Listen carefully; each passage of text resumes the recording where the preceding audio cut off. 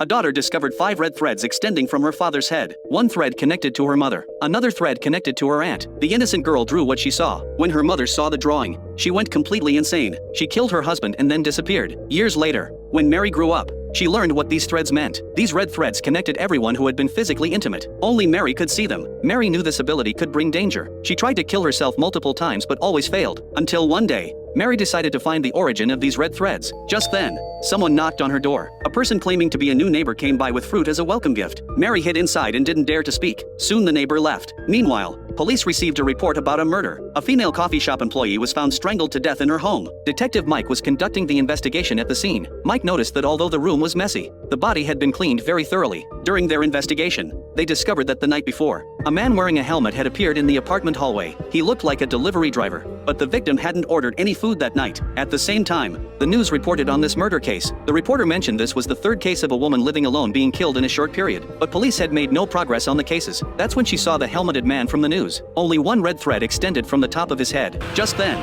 Mary heard the sound of a motorcycle downstairs. She looked down and saw it was the same helmeted man from the news. Mary was convinced the helmeted man was the killer. She grabbed her phone to call the police, but her phone was dead. She immediately plugged her phone into the charger. Her eyes stayed glued to the window. Then she saw the man enter the new neighbor's house. Her phone finally turned on. Mary dialed the police with trembling hands, but before she could finish speaking, she froze. Through her window, she saw the man embracing the woman inside the house. They looked natural together, like they were familiar lovers.